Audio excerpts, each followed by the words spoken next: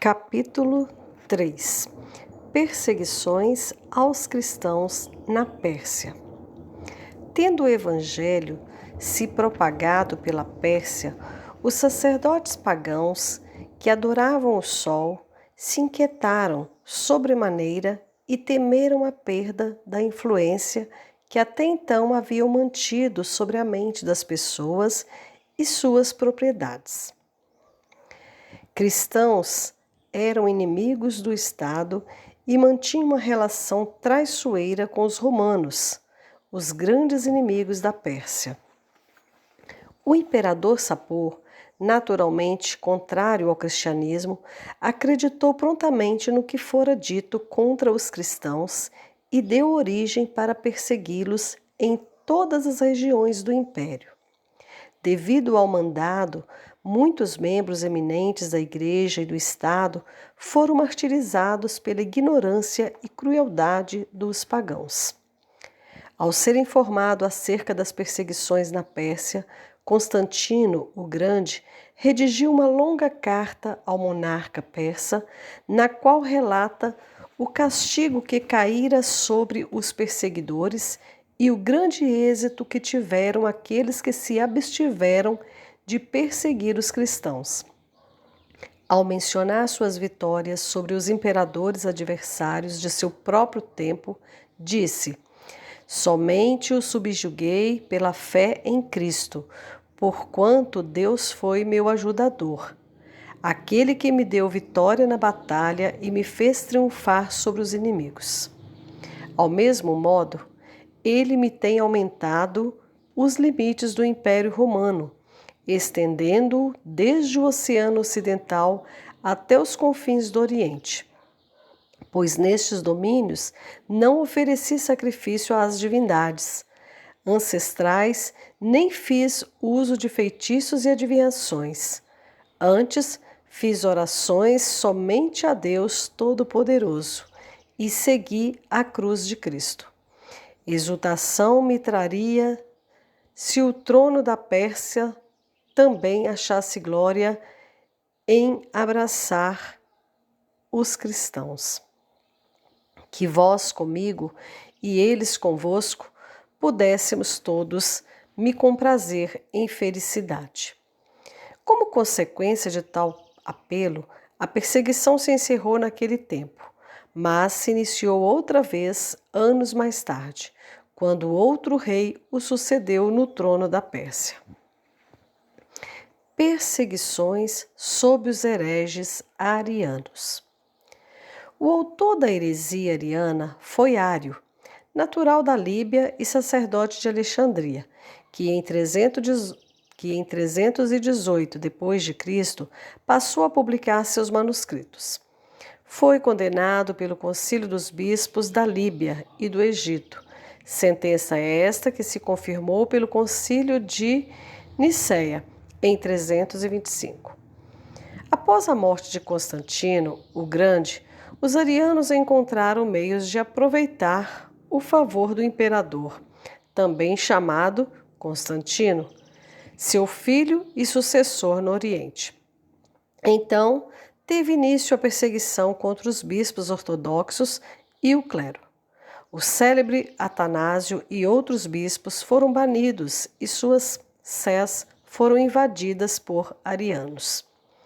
No Egito e na Líbia, 30 bispos foram martirizados e muitos outros cristãos cruelmente atormentados.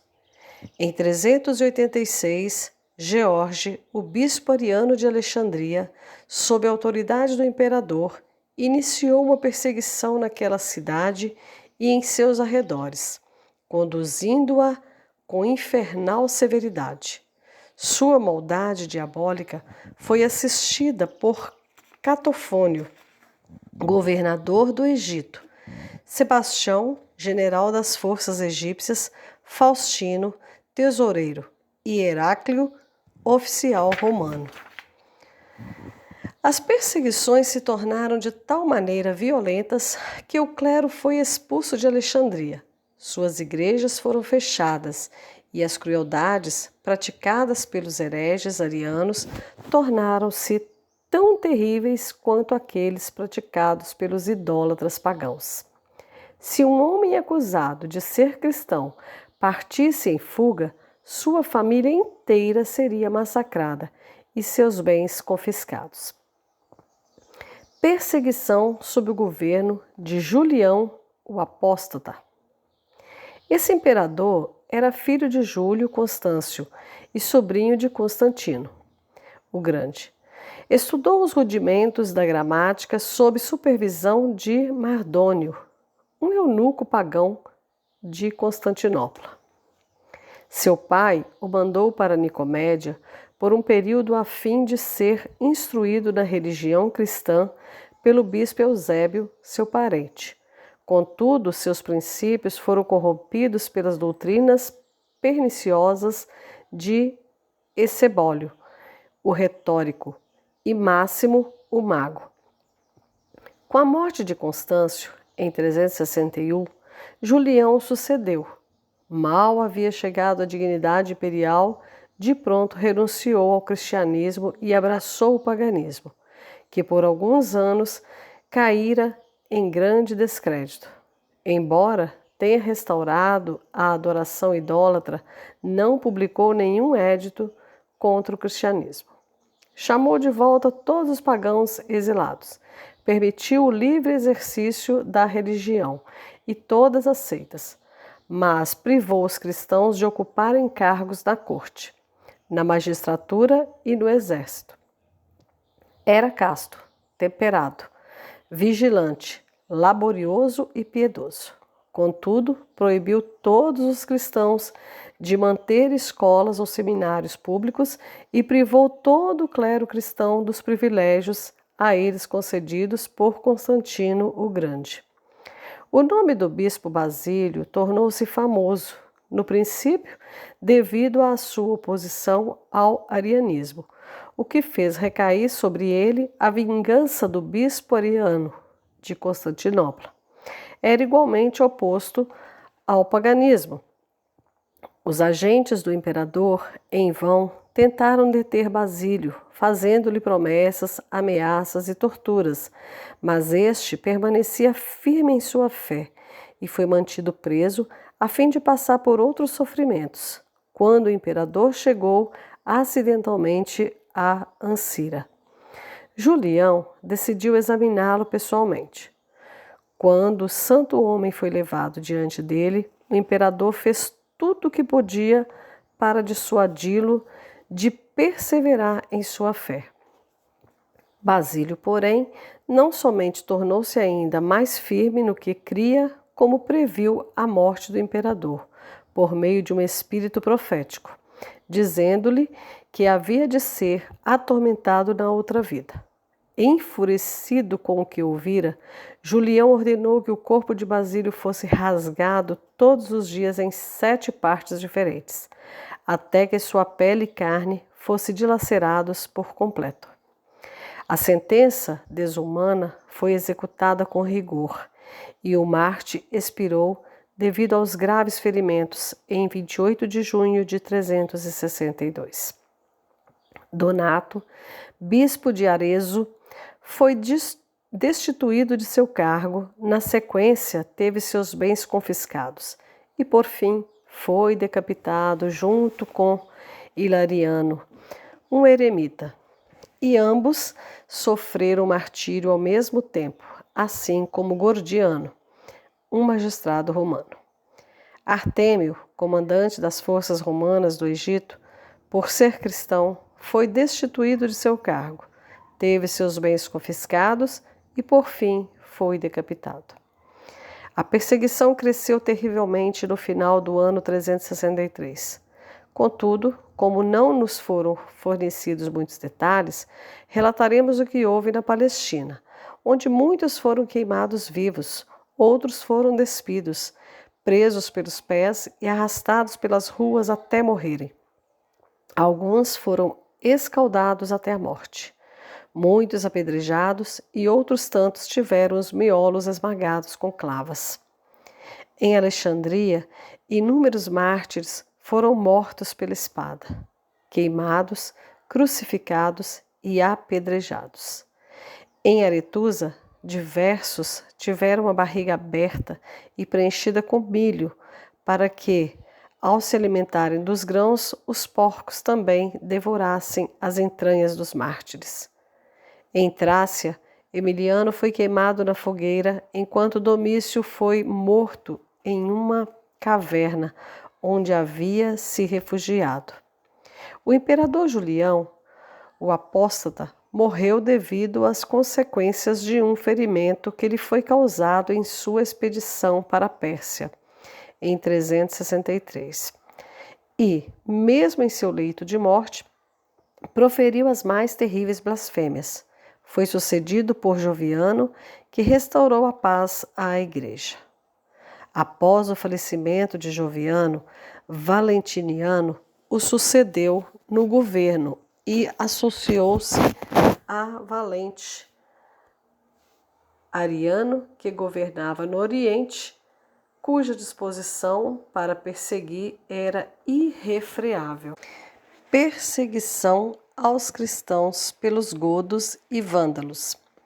Muitos godos, citas, abraçaram o cristianismo no tempo de Constantino, o Grande, e a luz do evangelho se espalhou consideravelmente em Sitia, embora os dois reis que se governaram junto à maioria da população permanecessem pagãos. Fritiger, rei dos visigodos, era aliado dos romanos, enquanto Atanárico, rei dos ostrogodos, estava em guerra contra eles. Os cristãos que habitavam nos domínios de Fritigern viviam sem ser molestados. Atanárico, porém, ao ser derrotado pelos romanos, dirigiu sua vingança aos súditos cristãos, iniciando suas injunções pagãs em 370. Os godos eram de religião ariana, mas denominavam-se cristãos. Portanto, destruíram todas as estátuas e templos de deuses pagãos, mas deixaram intocadas as igrejas cristãs ortodoxas. Alarico possuía todas as qualidades de um grande general. Acrescentara a coragem e a habilidade de um soldado romano à descabida ousadia dos bárbaros godos. Conduziu suas tropas pelos Alpes até a Itália e, embora tenha sido repelido por um tempo, retornou posteriormente com força irresistível. O último triunfo romano. Após a feliz vitória sobre os godos, celebrou-se o triunfo, como foi chamado em Roma. Por centenas de anos, essa grande honra fora atribuída a generais bem-sucedidos que retornavam de uma campanha vitoriosa. Em ocasiões como tal, a cidade voltava a atenção para a marcha das tropas que carregavam consigo os espólios e arrastavam os prisioneiros de guerra, entre os quais costumavam estar cativos reis e generais subjugados. Este seria o último triunfo romano, pois celebrava a última vitória romana. Embora tenha sido conquistada por Estilicho, o general, foi o jovem imperador Honório quem recebeu o crédito, adentrando Roma no carro da vitória que o conduziu até o Capitólio em meio ao clamor da população. Depois, como era de costume em ocasiões como essa, aconteciam sangrentos combates no Coliseu, onde gladiadores, armados com espadas e lanças, lutavam furiosos como se estivesse em um campo de batalha. Terminada a primeira parte do entretenimento, regado a sangue, os corpos dos mortos foram arrastados com ganchos e a areia avermelhada, coberta com uma nova e limpa camada. Então, os portões dos muros da arena foram abertos para que entrasse um grupo de homens altos, de boa aparência, no auge da juventude e da força. Alguns carregavam espadas, outros levavam tridentes e redes. Marcharam uma volta inteira ao redor dos muros, pararam diante do imperador e, segurando suas armas com os braços estendidos, saudaram-no em uma só voz: Ave Caesar morituri te salutante, que quer dizer: Ave Caesar, os que vão morrer te saúdam. Recomeçaram os combates. Os gladiadores com redes tentavam prender os que portavam espadas e, quando conseguiam, apunhalavam seus oponentes sem misericórdia com o tridente. Quando o gladiador feria seu adversário e o deixava caído ao chão, impotente, olhava para o alto, observando os ávidos rostos dos espectadores e clamava: Hoc habet, que quer dizer: aqui está. E esperava o agrado da audiência para matá-lo ou poupar sua vida. Se os espectadores estendessem a mão em sua direção com os polegares erguidos, o homem derrotado era retirado dali a fim de se recuperar, se possível, de suas feridas. Entretanto, se assinalassem fatalmente com os polegares para baixo, o gladiador subjugado era morto. Caso se mostrasse relutante em oferecer o pescoço para o golpe de misericórdia, levantavam-se gritos de escárnio das galerias. Recipe ferrum, que quer dizer receba o ferro. Pessoas privilegiadas na plateia desciam até a arena para testemunhar de perto os agonizantes sofrimentos de raras vítimas corajosas prestes a morrer, antes que seu corpo fosse arrastado para a porta dos mortos. O espetáculo continuou. Muitos foram mortos, enquanto o povo, insanamente empolgado pela bravura desesperada dos que continuavam lutando, aplaudia com intensidade, até que de repente houve uma interrupção. Um indivíduo em trajes rústicos apareceu por um instante entre a plateia e então saltou com ousadia na arena. Viu-se um homem de presença áspera, mais imponente, com a cabeça descoberta e a face queimada pelo sol. Sem hesitar, moveu-se na direção de dois gladiadores envolvidos em uma luta de vida ou morte e, colocando a mão sobre um deles, o reprovou com firmeza por verter sangue inocente. Então, voltando-se para os milhares de rostos enraivecidos que o observavam, disse-lhes com voz solene e forte, que ressoou por todo o lugar: Não retribuís a misericórdia de Deus, que desvia de vós a espada dos inimigos, matando uns aos outros? Gritos e clamores enfurecidos abafaram-lhe a voz. Este não é lugar de pregação. Os costumes de Roma devem ser observados. Avante, gladiadores! Deixando o estranho de lado, os gladiadores voltaram a atacar um ao outro, mas o homem permaneceu entre eles, apartando-os em vão, persistindo em ser ouvido. Sedição, sedição, acabem com ele! Era o clamor. Os gladiadores, tomados de fúria pela interferência de um intruso no exercício da vocação que escolheram para si, apunhalaram-no e mataram-no de imediato. Pedras ou quaisquer objetos à mão da acalorada multidão também lhe caíram em cima. Assim, faleceu no meio da arena. As vestes do homem mostravam que ele era um dos eremitas devotos a uma vida santa de oração e abnegação, reverenciados até mesmo pelos romanos mais imprudentes e amantes do combate. Os poucos que o conheciam testemunharam como viera dos desertos da Ásia em uma peregrinação, a fim de visitar as igrejas e aguardar o Natal em Roma. Eles sabiam que se tratava de um homem santo e que seu nome era Telêmaco, nada mais.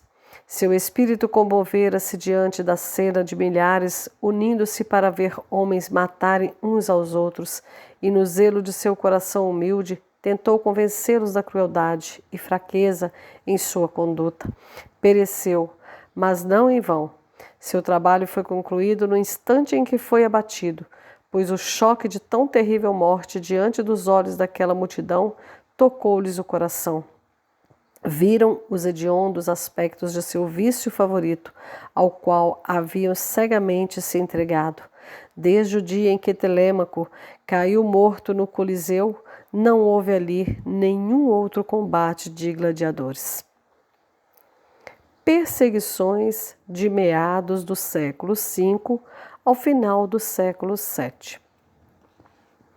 Protério foi designado padre por Cirilo, bispo de Alexandria, que bem conhecia suas virtudes antes de escolhê-lo para pregar.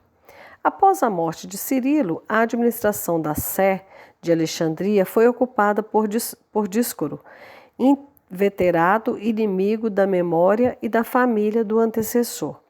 Condenado pelo concílio de Calcedônia por abraçar os erros de Eutiques, foi deposto e Protério escolhido para ocupar o seu posto com a aprovação do imperador. Isso ocasionou uma perigosa insurreição, pois a cidade de Alexandria foi dividida em duas facções. A primeira defendia a causa do antigo, a segunda do novo prelado. Em uma das rebeliões, os eutiquianos decidiram se vingar de Protério, que fugiu da igreja em busca de refúgio. Contudo, na Sexta-feira Santa do ano de 457, uma multidão deles invadiu a igreja e barbaramente tirou a vida do prelado. Depois, arrastaram seu corpo pelas ruas, insultaram-no, cortaram-no em pedaços, queimaram-no e espalharam as cinzas pelo ar. Hermenegildo, príncipe godo, era o filho mais velho de Leovigildo, rei dos godos, na Espanha. O príncipe, originalmente ariano, converteu-se à fé ortodoxa por meio de sua esposa, Ingonda. Quando o rei soube que seu filho havia mudado sua opinião religiosa, tirou-o do comando de Sevilha, onde era governador, e ameaçou matá-lo caso não renunciasse à fé que há pouco abraçara. O príncipe, a fim de evitar a execução das ameaças de seu pai, passou a adotar uma postura de defesa, e muitos ortodoxos da Espanha declararam-se a seu favor. O rei, exasperado com o ato de rebelião, começou a punir todos os cristãos ortodoxos, ameaçando prendê-los pelas forças de suas tropas. Assim, uma intensa perseguição teve início. O rei também marchou contra o próprio filho à frente de um poderoso exército. O príncipe buscou refúgio em Sevilha, de onde logo fugiu, mas foi preso em Acieta. Acorrentado, foi levado outra vez a Sevilha, e na celebração da Páscoa, diante da recusa do príncipe de receber a Eucaristia de um bispo ariano, o rei irado ordenou que seus guardas o cortassem em pedaços. Ordem essa que foi executada com exatidão no dia 13 de abril de 586. Martim, bispo de Roma, nasceu em Todi, na Itália. Era naturalmente inclinado à virtude, e seus pais o educaram de forma admirável. Ele se opôs aos hereges chamados monotelitas, apadrinhados pelo imperador Heráclito. Martim foi condenado em Constantinopla, onde foi exposto ao ridículo em lugares públicos lotados, despojado de todos os seus símbolos de distinção episcopais e tratado com enorme escárnio e rigor. Após passar alguns meses na prisão, Martim foi enviado para uma ilha distante, onde o cortaram em pedaços em 655. João, bispo de Bérgamo, em Lombardia, era um homem erudito e um bom cristão. Aplicou seus maiores esforços para limpar a igreja dos erros do arianismo. Junto a ele, neste santo trabalho, estava João, bispo de Milão. Teve grande êxito contra os hereges, motivo pelo qual foi assassinado no dia 11 de julho de 683. Killian nasceu na Irlanda e recebeu de seus pais uma piedosa educação cristã. Obteve a licença do pontífice romano para pregar aos pagãos em Francônia, na Alemanha. Em Uttensburg, converteu Gosberd, o governador, cujo exemplo foi seguido por grande parte do povo nos 2 anos seguintes. Ao tentar persuadir Gosberd de que seu casamento com a viúva de seu irmão era pecaminoso, este último mandou decapitá-lo em 689. Perseguições do início do século VIII ao final do século X. Bonifácio, arcebispo de Metz e pai da Igreja alemã, era inglês e na história eclesiástica é considerado um dos mais brilhantes ornamentos daquela nação. Seu nome de batismo era Winfred ou Winfrid e nascera em Kirton, em Devonshire, então parte do reino saxão ocidental.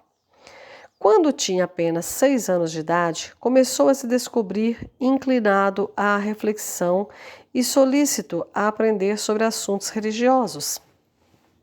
O Wolfrad, o abade, ao descobrir nele uma brilhante inteligência e uma forte disposição ao estudo, o conduziu a Nutsele, um seminário na diocese de Winchester, onde teria melhores oportunidades de adquirir conhecimento do que em Exeter.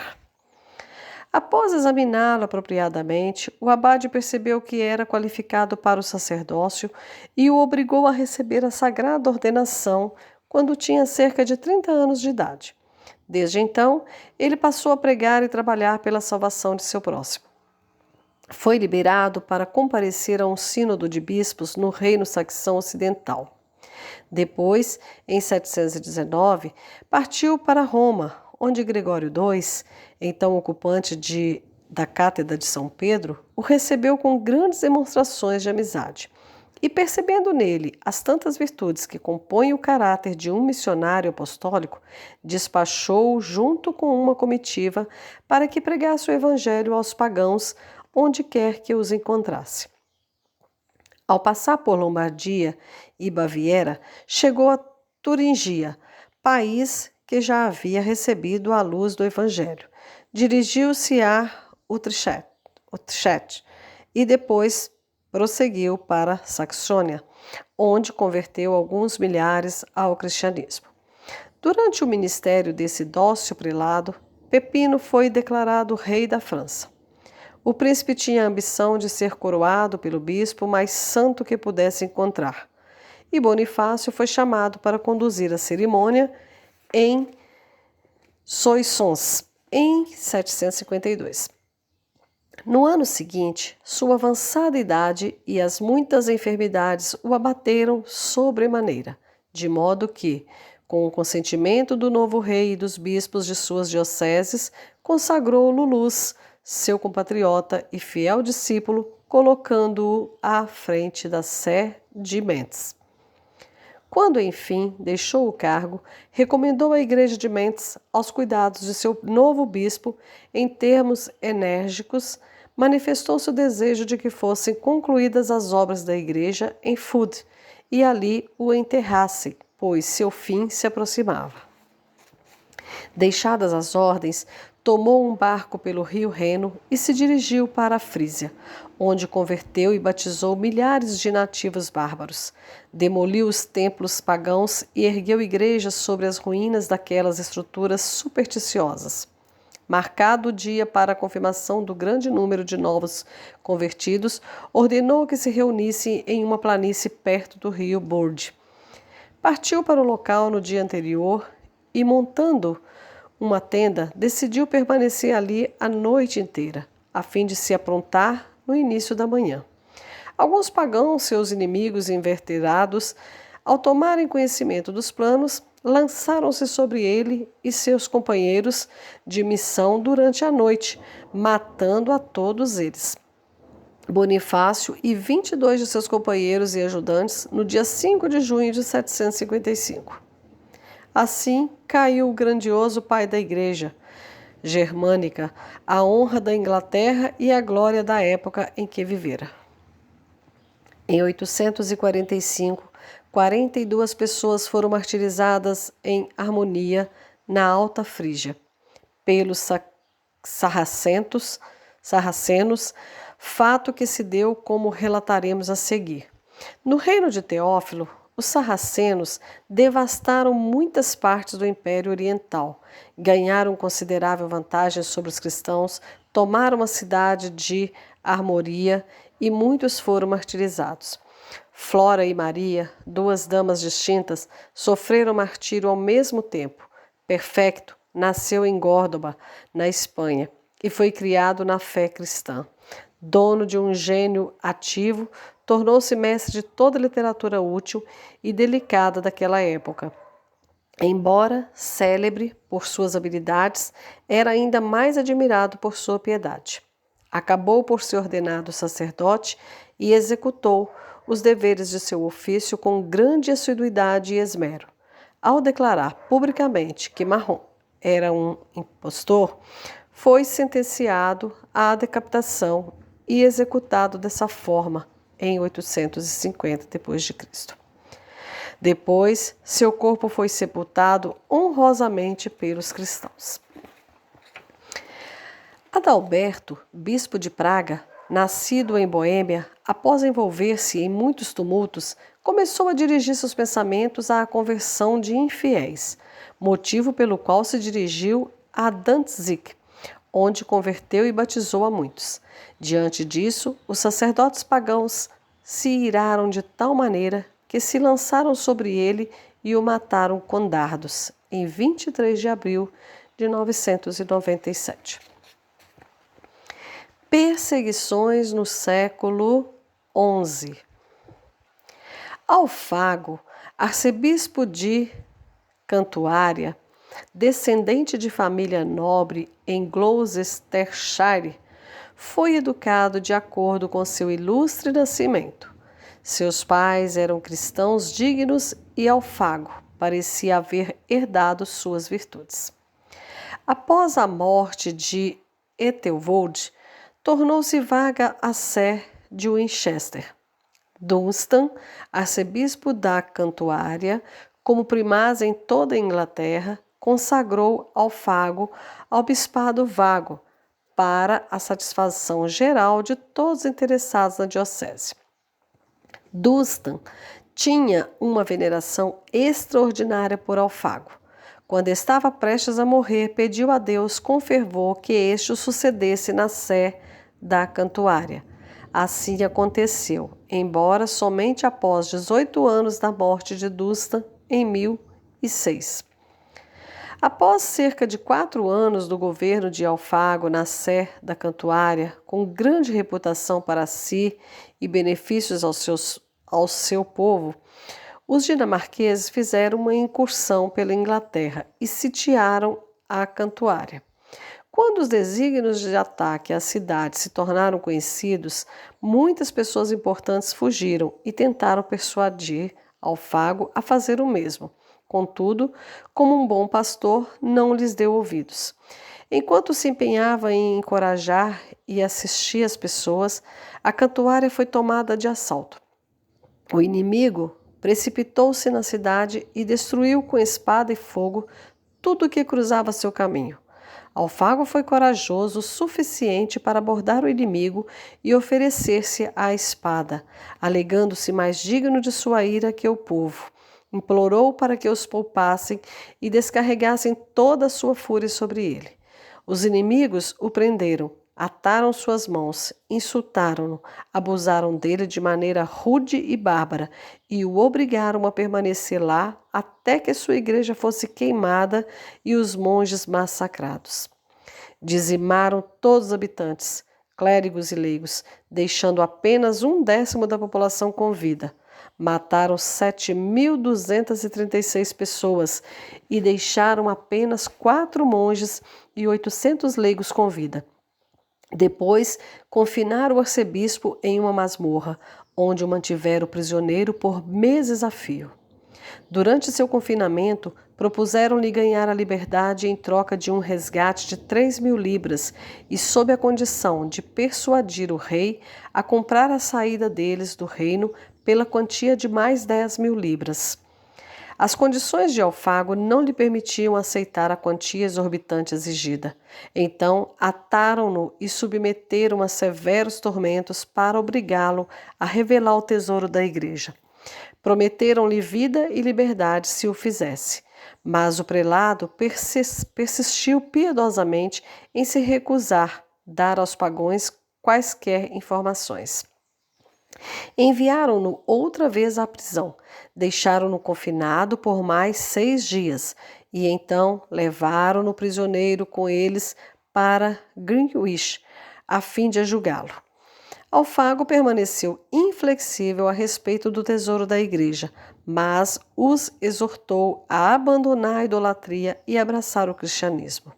A atitude enfureceu de tal forma os dinamarqueses que os soldados o arrastaram para fora do acampamento e o espancaram sem misericórdia.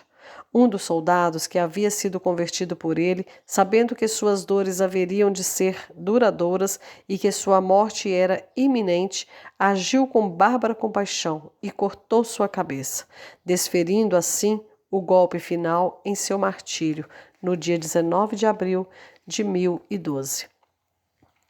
O fato se deu no mesmo lugar onde a igreja de Greenwich, dedicada a Alfago, hoje se encontra. Após a morte, seu corpo foi lançado ao Tamisa, mas foi encontrado no dia seguinte e sepultado na Catedral de São Pedro, pelos bispos de Londres e Lincoln.